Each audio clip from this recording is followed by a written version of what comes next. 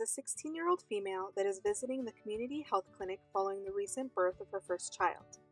She has come to discuss concerns related to the notion that breastfeeding will cause changes to her physical appearance. After initial introductions, explanation of confidentiality and privacy, and confirmation of proper breastfeeding technique and positioning, the nurse asked Brittany to elaborate on concerns she's had since she delivered her baby. Could you tell me more about your concern? Oh yeah, so I know breastfeeding is good for my baby, but I'm scared to try it because I heard your boobs sag when you breastfeed. So I want to try breastfeeding sometimes, maybe not all the time. And I'm wondering if my breast will sag if I do that. Okay. So I know breastfeeding could be a very sensitive topic to discuss, and I commend you for taking the initiative and coming here to talk to me. Before we get started, I'm just going to ask you a few questions so I can get to know you better. And I'm going to be jotting down a few things as you go. So together we'll come up with a plan that will work for you. Okay. Does that sound good? Yeah, sounds good. Okay, perfect. So tell me how you've been feeling lately. At this point, the nurse is gathering information using the Calgary Family Assessment Model. During the interview, the nurse creates a genogram and ecomap. The nurse learns that Brittany has been raised by her grandparents as her mother struggles with drug addiction. The nurse then draws an ecomap, which identifies environmental sources of support and stress. As shown here, Brittany has several strong sources of social support, such as her grandparents and her boyfriend. However, her friendships, financial situation, and body image are significant stressors. Using the Calgary Family Intervention Model, the nurse uses the information gathered during the assessment phase to implement age-appropriate interventions that target the cognitive, affective, and behavioral domains of family functioning. These interventions include empathizing with the client, health teaching, and a peer support group. Earlier you mentioned that you were interested in breastfeeding, but you were concerned about your breast sagging and everything. And this is not an uncommon thing amongst the new moms.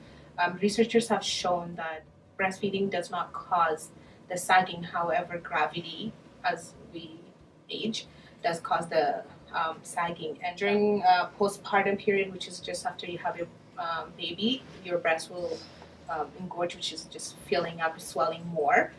But it's a temporary thing. Does that make sense? Do you have any questions? So gravity makes my breast change and not the baby feeding, is that right? Exactly. Okay. You were interested in social media and hanging out with your friends. We have a social gathering program here we hold once a month, and it's for teen moms to come and be educated about breastfeeding and alternatives. Okay. And I think it would be a great opportunity for you to come and meet new friends and moms who are your age and kind of share. That would be something you're interested in? Yeah, it sounds very cool. Can I bring my baby with me? Absolutely. We actually encourage that you bring your baby. According to Erikson's theory of growth and development, the adolescent period is a crucial stage for developing one's identity. Teenage mothers are at risk of experiencing role confusion, as they are learning to develop a sense of self while simultaneously learning how to become a parent. In order to address this, the nurse chooses interventions that are suitable for adolescents, such as interactive activities with peers. By participating in a social program specifically for teen mothers, Brittany has opportunities to develop a sense of self, establish new relationships, and build a stronger support network. During the social function, Brittany speaks with other teen mothers about breastfeeding and its effect on physical appearance. Although the nurse performed a health teaching to help alleviate Brittany's concerns, talking to other teen mothers at the social gathering seems to have a greater effect at easing her anxieties. This aligns with current evidence that states that when teens are afflicted or distressed, they tend to draw on informal sources of information, such as their peers, to make decisions. 2 weeks following the social gathering, Brittany visits the community health clinic for a follow-up. 2 weeks ago we had that social gathering. How did it go?